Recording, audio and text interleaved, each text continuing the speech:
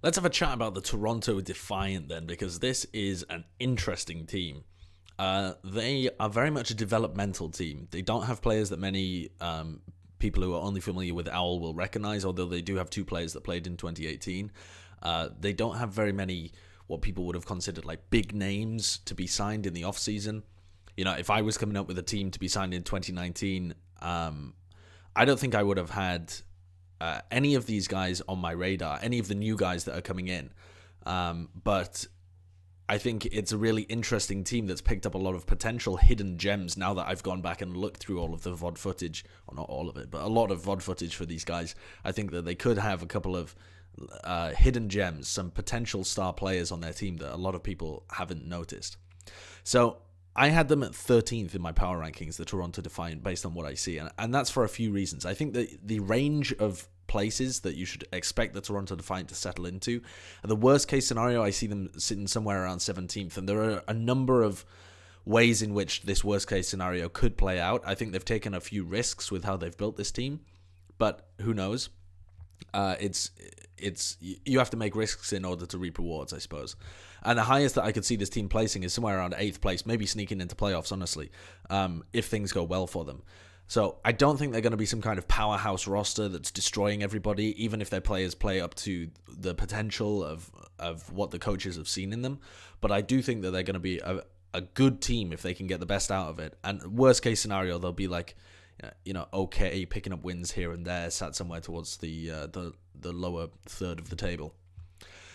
So the way that this team was built, as far as I'm aware, is that Bishop, the head coach that previously worked with the London Spitfire and has worked with Cloud9 in the past and stuff like that, he's pretty experienced, used to be a player for Kongdu Panthera in the past in late 2016, and is fluent in both English and Korean. So that makes him a highly desirable asset as long as you believe in his coaching philosophy. And he's kind of gone with this style of picking up players with potential that other people seem to have overlooked a little bit. And I think part of this has been driven by statistical analysis, more so than many other teams perhaps. And I don't know whether I'd really call this a Moneyball approach, because the idea of that is that you've really clued into either one or a few specific statistical markers that you think are going to project into players being very good.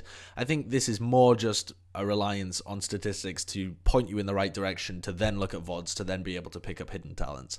But the reason that I put a bit of stock in the statistics behind this team is that the one guy that they picked up, the only English guy on there, or he's not English, he's German, but the only native English speaking, apart from Bishop, who's multilingual, is Baroy, who used to, or still does presumably, run Winston's Lab, was a co-founder or the founder of Winston's Lab, I can't remember. Anyway, he's the guy that runs Winston's Lab, right? This massive statistical website that basically has been the only way that we've been able to access real high-level statistics and be able to do deep dives into players, get fight analysis and stuff like that. It's been going for a long time, since probably 2017, I want to say, but it might have been active in 2016 as well. And it's been a great asset to any analysts within the league, and also, crucially, teams as well. So I don't know whether people know this, but I actually did a video on Winston's Lab a while back, which I might link to in the description, where I talked about some of the things that they offered for teams behind the scenes. So Winston's Lab would offer teams to run their VODs through the VOD parser, which is how they get all of the stats out of it. And they'd be able to give them much more detailed analysis of their game and their team and their players, which I think was pretty useful for a lot of OWL teams. And Barrio would help them interpret the statistics and implement small changes to their teams and stuff like that, as far as I'm aware. Now, Barrow never talks about any of this. He's very close-lipped, but you hear things from the teams that he's worked with mostly. And a lot of them have good things to say about how his statistical interpretation of these of this analysis was able to help their team. So I think that Barrow will aid this team in two ways. One, be able to actually scout some really good players with the help of Bishop, Bubbly, and Don, who are the three Korean coaches who know the players that are being scouted. So it's a full Korean team, and they've gone into the Korean scene, which has always had the biggest talent pool depth. And they've used their intuition, their eye test, looking over VODs, trialing players, whilst also paired with stats to point them in certain directions towards certain players. So I think this is a really cool way of picking up a team and potentially getting them for cheaper if other people aren't also bidding for them. I have no idea what they paid for this team or whether they were engaged in bidding wars with anybody else, but if you have an approach that other people don't, it's more likely you're going to find talent that other people have overlooked. So I think it's safe to say that there's some assumption there that these guys weren't as hotly contested by other teams within the league. And then they also have Bubbly and Don, who've worked with other Korean teams before and are relatively experienced coaches as well, who are going to help Bishop. And let me I wrote this down somewhere, but I don't have it right to hand, which is what each of these coaches do, because I think that's pretty interesting as well, the way that it's structured. Here we go. So Bishop, as the head coach, sets the overall strategy for the team. This was what Jay, the general manager, was talking about in a recent Oversight episode. And Don leads the review. So he'll go VOD review and go over strategy and talk about what people did wrong or what people could improve on, etc. And then Bubbly is the positional coach, or the player developmental coach is what some teams call it, where he's going to sit down and talk about how each player can tweak their play slightly, how to get the most out of their hero, etc. And then because Bishop is the only one that speaks Korean and English, Bishop is like the go-between between Baroy, who's then going to look at the statistics involved in the team and try and find out useful ways for that team to improve, and Bishop's going to take that knowledge and feed it back to his strategic coaches, Bubbly and Don, who are then going to try and implement whatever they think is the most valid, the most useful into the team. So I really like the way that they've come up. What I like about this team is that they seem to have a good philosophy for a lot of the ways that they've approached these things. They have a good philosophy with how they've built the team, which is based on having like a carry main tank player, 1-star DPS player, and one that kind of just takes less resources, and then a strong backline. I like the fact that they have a philosophy of how they built the team to start with. I think they have a good philosophy on coaching and how they've set all their pieces up.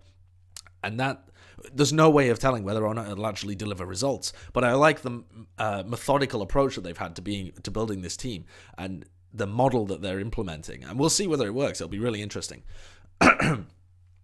And so I hinted there that there's a philosophy with how they built the team, and from some talks with Baroy and how in the past he has modeled teams, it seems that they've gone for a similar approach. So there was something that Winston's lab created called the PTK model, which was a split of the kills that were gathered by either the DPS, the tanks, or the supports. And in general, the teams that have performed the best throughout the history of Overwatch have been the teams where the largest share went, or not the largest share, but the largest share comparative to other teams went towards the tanks and the supports. So the idea there is that if you have really strong main tanks and supports that can hold their own or can be star players, playmakers, then your DPS don't have to be the guys that are just going out there destroying everybody. Now, you can set up teams in totally different ways, like Philadelphia Fusion have, for example, where you just have Carpe and EQO going wild. But it does seem to be a little less consistent and a little more chaotic. And the great teams of the past, teams like Lunatic High when they had Miro and Jaehong and Toby, or teams like, I guess even London Spitfire last year as well, where they have Prophet as this monster main tank, and like the London Gladiators where they had Fisher playing main tank and then the very strong backline as well. These teams are not really carried by their DPS, apart from maybe London Spitfire with Prophet and Gesture work in a slightly different way. But the general philosophy there is that you should have a very strong, aggressive main tank that really knows how to play well, a good backline that's able to support themselves, and then maybe 1-star DPS player, and the rest are pieces that fit in and help support them and make them work their best. So I think that's another really interesting philosophy to try and implement, rather than just trying to grab the best talent you can across everywhere. Now, whether or not this theory is actually going to play out in practice, we don't know. And it's also, this is me reading between the lines, right? I haven't had anybody come down and say to me, we built this on this exact model. So I'm just kind of interpreting from what I know of this coaching staff. So it may be that they didn't stick as strictly to that philosophy as you might expect. So who is on this roster? Yakpung is this main tank that they're putting a lot of faith in. It's interesting when you look at this team because they picked up 3 players from O2 Ardeon, a team that other people didn't rate that highly. And I think in Contender Season 1, when they made it to the finals, they made it to the finals based on a crazy, really good upset win over Element Mystic in the quarterfinals, I think that was. And then they went on to beat, I think it was Metabellum. Maybe I should look this up so that I'm actually not talking out my ass. But anyway, the point was, once they'd got over that first Element Mystic game, which was crazy, an incredible performance from the O2 Ardeon squad, they set themselves up to basically get to the finals. Why can I not find this team? Okay, I'm just going to search Yakpung. All right, anyway, so they were able to get to the finals, and there they lost to X6. And I think the key takeaway from that is that, yeah, I was right. They beat Metabellum 3-2, then they beat Element Mystic 3-2, then they beat Metabellum 3-1, and then they lost 4-0 to X6 in the grand finals. So I think the key takeaway from this is not that O2 Ardeon were the second best team in the whole of Korean contenders. I think there were a number of other teams that you might put up there with them. I think Element Mystic on a slightly better day would have made it to that grand finals and more times than O2 Ardeon would have. Maybe somebody like Runaway as well was potentially better than O2 Ardeon. But clearly there is some untapped talent in that squad that if you can get it to perform at its peak at all times, you are going to have a really good roster. So I don't think the takeaway from O2 Ardeon is that this was an incredibly talented roster. It's that this roster contained a lot of potential that if you can unlock it, you can end up getting those kind of results where they're making grand finals, obviously, of Korean contenders, perhaps not grand finals of Overwatch League. So Yakpung is the main tank that they've built this team around.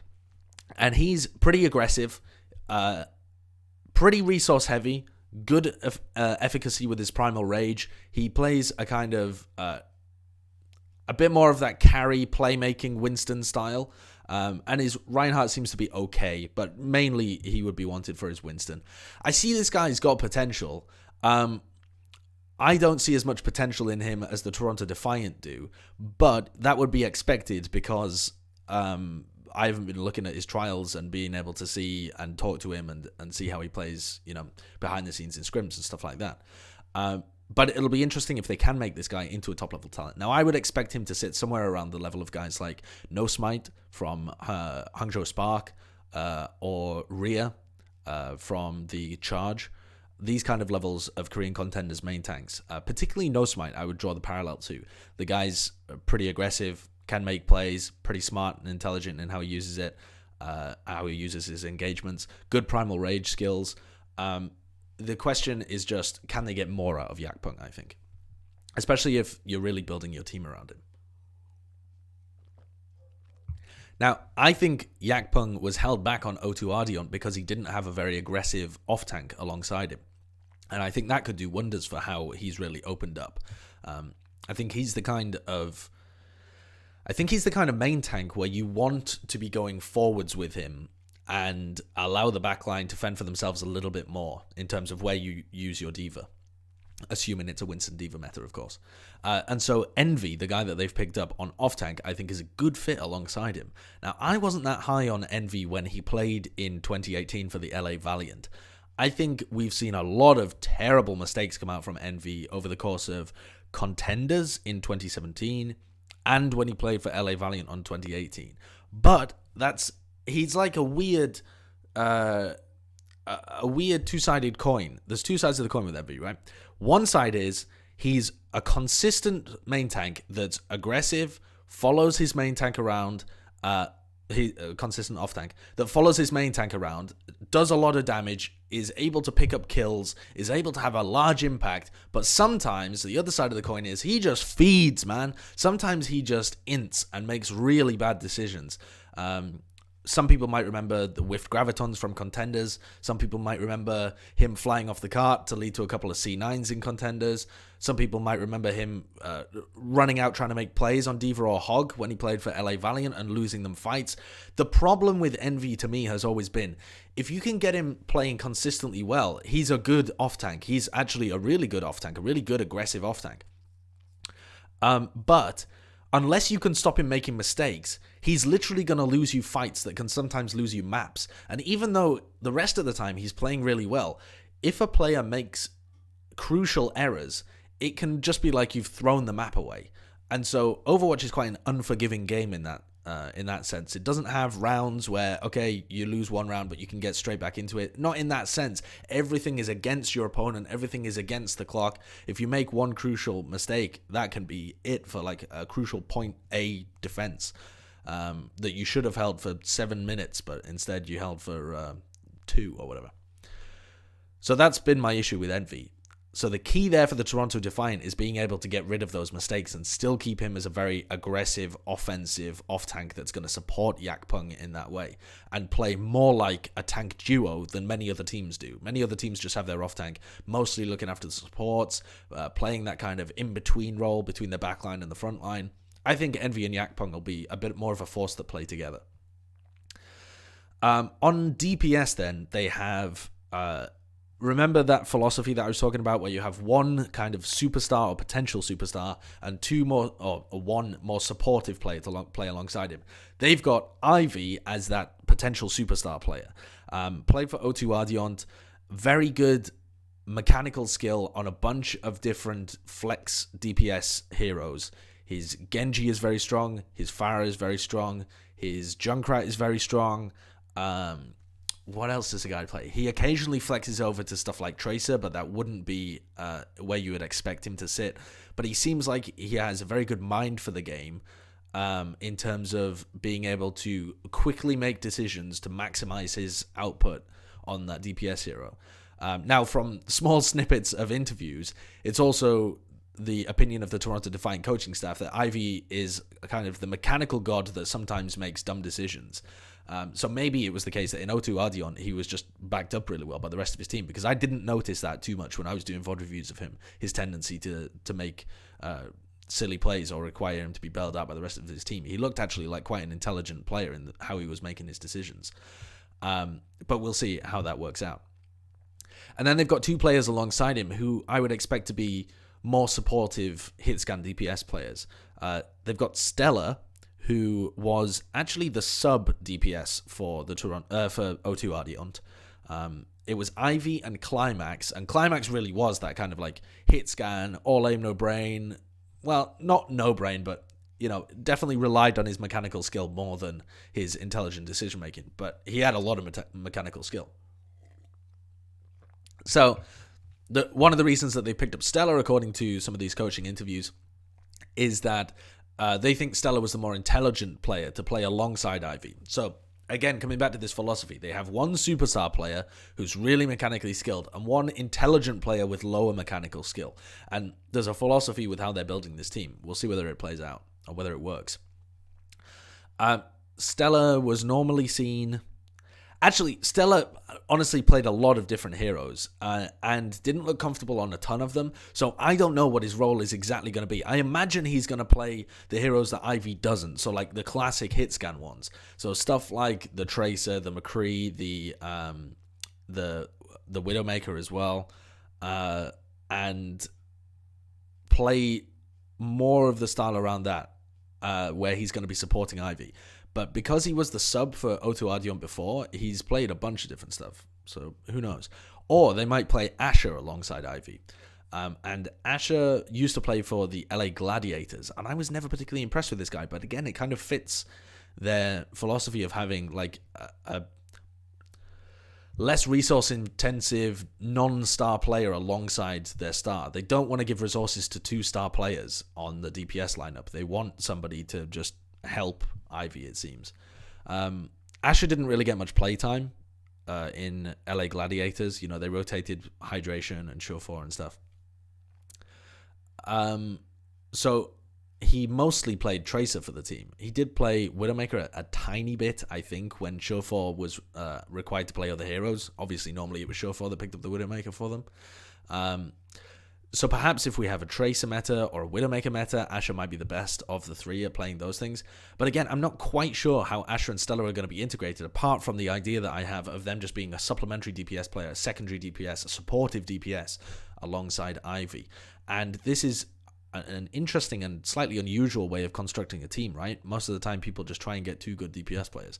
But we'll see whether it it works. I mean, the theory behind it is that you have to give less resources to them, and they can just operate and clean up frags and stuff and help set up everybody else. You don't need them to go wild if you have Yakpung and Ivy firing on all cylinders and Envy being able to set up aggressive picks as well. They might even help peel for the backline more than Envy does. In the similar scenario to somebody like Sebi Olby, where he plays with his backline sometimes pretty tight, always with an orb on him, always trying to peel away for other DPS that are trying to get picks on his backline. Maybe they'll implement something like that if we go back to that more 2-2-2 dive setup. And then their backline is Neko, the Zenyatta player who was, by all accounts, about the third best Zenyatta in 2018. He played for the Boston Uprising, and he was really good. And I don't think he got that much credit or praise. He tended to play kind of a bit of a solo role. Kellex was often required to go in on the dives with the rest of his team, which, as an aside note, is why Kellex didn't look as good, by the way, because he was putting heals on his DPS really far forwards, putting his body on the line in order for the team fights to go well. So I think Kellex gets a bad rep in that sense, but Neko was often left on his own, and I was always impressed at how well he was able to deal when he was on his own and be able to call for Kellex to come back to him whenever he was really in trouble, and how much damage he was able to output while still being able to stay alive, even though he didn't get that much support. So I think Neko's a great addition to this team. I think he will be, again, one of the better Zenyatas, and flex supports in general, because his Ana wasn't that bad either. And then they've got two main supports to play alongside him, Roki and Aid. I would expect Aid to be the starting main support. I've been watching this guy for a little while. He used to play actually on the same team as Geggery, I think, Rox Orcas, back in Apex Season 4. And he is a pretty good Lucio, has a good awareness of where he needs to be and where he needs to peel for. He tends to play a little more of that solid role. He's not as much of a playmaker, I would say, but he's very solid in how he peels for people, an intelligent player, and can also handle the Mercy pretty well. So I think he's going to be good. Now, they do have a problem with their backline, though, because Neko is out for the first 3 games on a suspension for boosting, I think. I think it's like boosting and obstructing the league office's investigation into his boosting, which I think probably should have hit him when he was on Boston Uprising, but he I don't know. I hope some more investigation is done into that, because it seems kind of unfair from the outside, without knowing too much of the details, that Toronto Defiant gets screwed over for an infraction that potentially should have happened when he was on the Boston Uprising, but we'll see how that works out. So anyway, he's out for the first 3 games of the season when they play against Houston, Atlanta, and Valiant, which I think are 3 winnable games, honestly, for the Toronto Defiant. And they'll instead have to run either Roki or Aid on Zenyatta, or, whatever composition they decide to run in those games, but they don't have their normal flex support. So that puts them in a little bit of a pickle, because that's like 10% of the season. You got 28 games, and your first 3, you're missing one of your most experienced and talented players, the one that you can rely on to output like really good games on Zen. So I think for the team, they've got to figure out, do they want to put a lot of practice into those first 3 games with Roki and Aid as the support line, and maybe suffer later on in the season, or do they want to build slowly and kind of peak towards the end of the season? I imagine that they'll want to still scrim a lot with Neko, even though he's out for the first 3 games, because the other 25 games, he's going to be part of their backline, and he's a very good player. And if you want to get results, you would ideally want to peak for the end of the season, because you can still get into the playoffs if you peak at the end. Remember, there's a play-in for the playoffs, as long as you finish top 12, I think. So that's an interesting pickle for them. And overall, this team is just very developmental, I would say. There's a lot of raw talent here, but it's very raw, and I think they really need to make the system work together. And I think the first few weeks would have been a great opportunity to see where's the Toronto Defiant base level and where's their skill ceiling. But because they don't have Neko in, we'll have to wait a while in order to really see that, especially because as soon as Neko comes back in, they play against NYXL. So it might be the second half of week 3 and then week 4, where they play against Boston, Chengdu, and Spark. That might be where we really get to see what Toronto Defiant are capable of and get to see their trajectory for the rest of the season. I think they could also lose any of these games. I think they're all losable games for the Toronto Defiant, so they'll really have to put their all into this. And it's an interesting team overall. I'm excited to see them play. I'm excited to see how this experiment in team philosophy and team building, the way that they've modeled their team, ends up working out.